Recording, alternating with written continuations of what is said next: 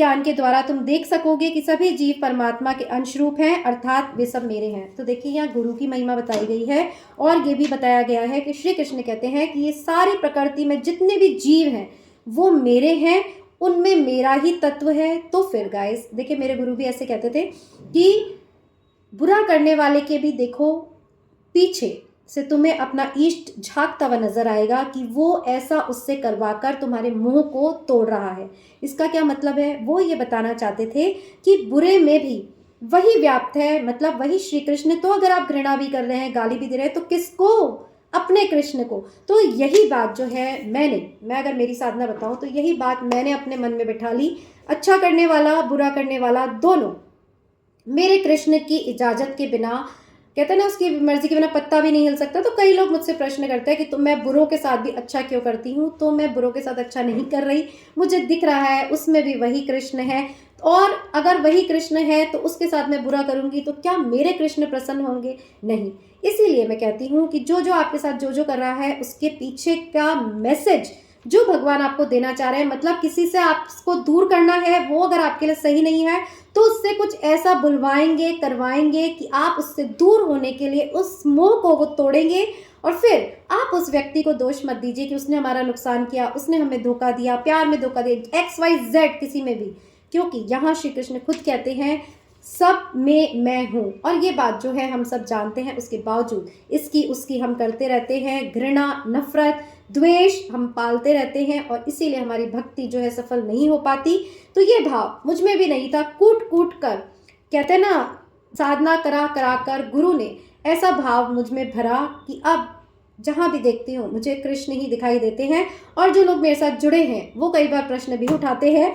तो देखिए, जैसे मेरे गुरु करते थे वो ही मैंने भी अपने जीवन में अप्लाई किया। तो जब आप हर किसी में कृष्ण कृष्ण देखने लगेंगे तो वाकई के लोगों में भी, और कौन है इस जगत में बुरा? सब अपने अपने कर्मों को कर रहे हैं, अपने अपने फल को भोग रहे हैं। कम से कम आप इस प्रकृति की गेम से साइड में हो जाइए, तभी आपको गेम, देखिए जब तक आप किसी खेल को खेलते हैं ना तब तक आप उसके प्लेयर बने रहते हैं, पर जब आप खेल के मैदान से हटकर उस गेम को देखेंगे तभी आपको उसकी सत्यता समझ में आती है। और यही गुरु करते हैं, इस संसार रूपी कीचड़ से हमको उठाकर बाहर रख देते हैं कि अब तुम देखो कि क्या ये कीचड़ उतरने लायक है या फिर इससे मुक्ति पाने की हमें कामना करनी चाहिए।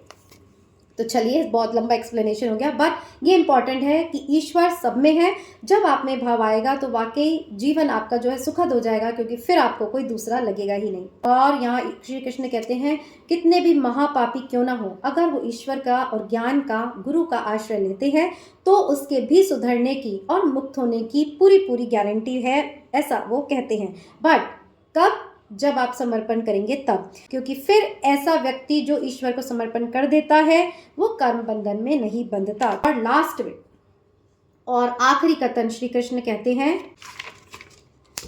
अतएव तुम्हारे हृदय में अज्ञान के कारण जो संशय उठे हैं ज्ञान रूपी शस्त्र से काट डालो।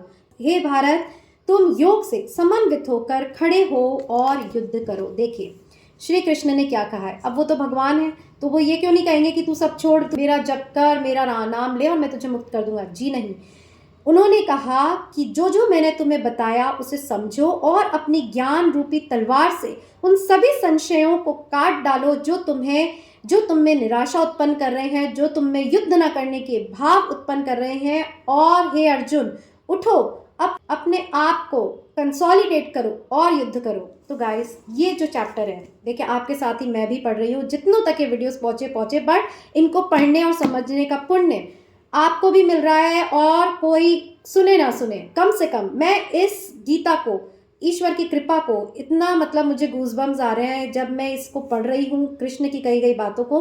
तो मेरे अंदर भी विश्लेषण चलता जा रहा है कि थोड़ी सी भी गलती अगर हम कहीं करते हैं उसे कैसे सुधारा जा सकता है। कभी कभी हम प्रकृति में बहने लगते हैं तो वापस इंद्रियों को कैसे कंट्रोल किया जाता है, ये सारा ज्ञान जो है श्री कृष्ण दे रहे हैं। और सबसे बड़ा ज्ञान जो यहाँ वो दे रहे हैं, युद्ध करो, मीन्स अपने कर्तव्य पथ से मत हटो, कर्म करो। और कर्म कैसे करने चाहिए ये सारा श्री कृष्ण ने इस दिव्य ज्ञान चैप्टर 4 में बताया कि कर्म जो आपको बांधे नहीं, कर्म जिसके फल की आप आशा न करें, कर्म जो ईश्वर को समर्पित हो, कर्म जो ज्ञान की बुद्धि से किया गया हो, और ईश्वर को समर्पित करते हुए जब आप इस तरह अपने जीवन यापन करेंगे तो फिर वाकई आप इस जन्म में जीते जी मुक्त हो जाएंगे, ऐसा श्री कृष्ण कहते हैं। और सबसे बड़ी बात, पकड़ने वाली बात कि जो आपको भी याद रखनी है, हर एक व्यक्ति में मैं ही हूँ, मैं मतलब कृष्ण ही हूँ, वो मेरे हैं, मैं उनके हूँ। तो उसी से, अपने पास वालों से अगर आप घृणा करेंगे तो क्या श्री कृष्ण आपसे प्रेम करेंगे? ये ठीक वैसा ही गाइस कि अगर कोई आपका बहुत सम्मान करे और आपके बच्चों को आपके सामने 2 चांटे लगा दे,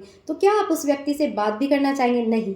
आप कहेंगे मेरे लिए चाहे कुछ भी करो, तुमने मेरे बच्चे को हाथ कैसे लगाया? तो यही भाव जो है, जब तक आप नहीं समझेंगे कि समस्त प्रकृति उस ईश्वर का ही अंश है, तब तक आप इसी तरह लोगों से नफरत करते रहेंगे और फिर वो श्री कृष्ण तत्व आप में कभी नहीं उतर पाएगा, जिसके कारण जीवन में भक्ति उत्पन्न होती है, जिसके कारण जीवन में चमत्कार उत्पन्न होते हैं। तो यहाँ एंड हुआ गीता का 4th चैप्टर। अगर आपको पसंद आया हो तो ये वीडियो उन लोगों तक शेयर करिए जिनमें भी कुछ इसे सुनकर अवेकनिंग आ सकती है, और चैनल सब्सक्राइब करें ना करें ये मैं आप पर छोड़ती हूँ। श्री कृष्ण को प्रणाम करते हुए इस अध्याय को हम समाप्त करते हैं और फिर मिलेंगे एक नए वीडियो के साथ। इट्स मी, मैं हूँ पर। टिल देन अपना ध्यान रखिएगा।